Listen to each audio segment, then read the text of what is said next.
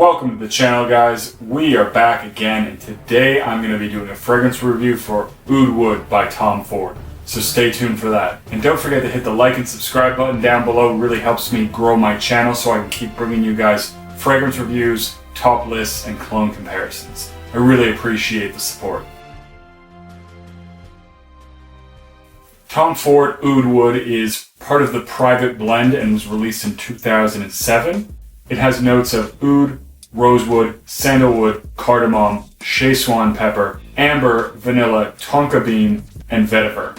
So right in the opening I get a ton of spices. This one opens up very strong with a lot of cardamom and Szechuan pepper. So to me, in the first 10 or 15 minutes or so, this fragrance is really dominated by spices and has a light woody background.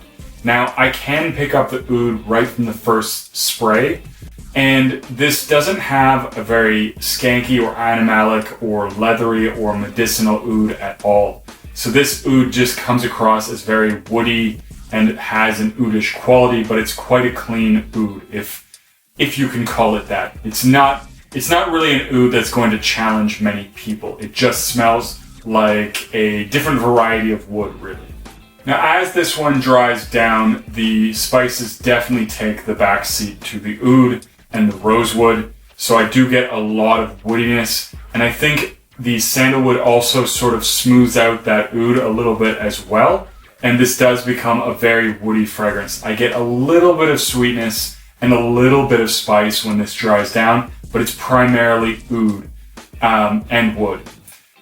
It does come off a little bit like hay at times, and I think that's the vetiver. It just has this slight hay-like accord, but again, it is still very oudy and very woody. So this is ultimately a very wood-forward fragrance with a slight bit of sweetness and a slight bit of spice in the dry down. Now, this is one that I'm actually really happy that I decided to try again, because the first time I wore this, I only got a couple hours of performance.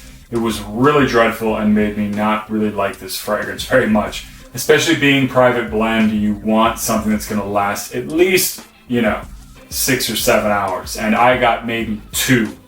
But I think nose blindness might play a factor there and with this fragrance, because it is not only very woody but also quite subtle. So the second time, the third time, and I've worn this 4 or 5 times now, this one actually has really good performance. I do enjoy this one, and I get over 8 hours performance, which is definitely very good and definitely does move this into that category where it's really worth paying for if you like the fragrance, because it has good performance.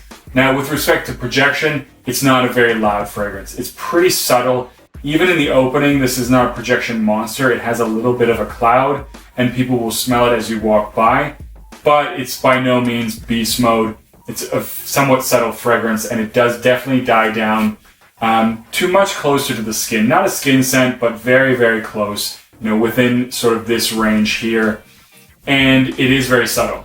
Now, I think the subtleness ultimately plays very well into the type of fragrance that this makes me feel like it is. It's a very classy, woody, masculine fragrance, in my opinion, and it has a sort of gentlemanish quality that makes it something that's really suitable for more formal occasions, when you want to, project a good image, or when you want to dress up. And it also is something that's very good for the office, I think, because it's not super loud, it's not very offensive, and it's also very classy. This is a very masculine, classy fragrance, in my opinion. At least in the dry down. I think the opening, somehow with the spices, it does definitely come off a little more unisex, but to me the dry down is very woody and very masculine.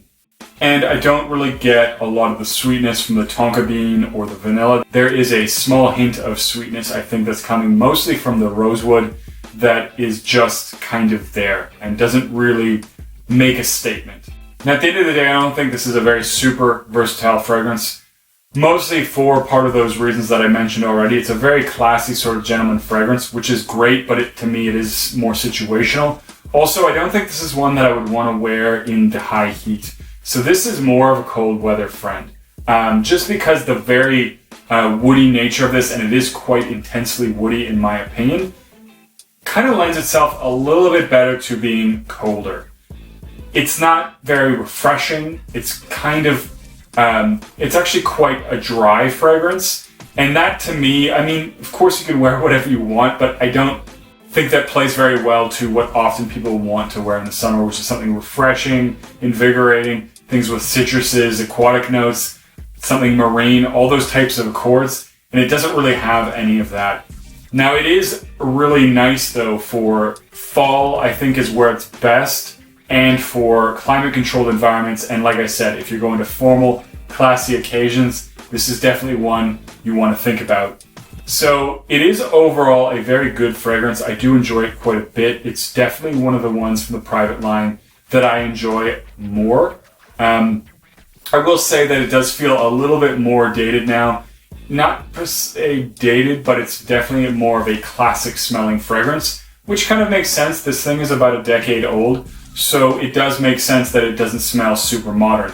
But that being said, it's one that's a little bit more refined, more gentlemanly, definitely something I can see an older man wearing, and it's still very good even today, I think. So this is definitely one that is great to try out.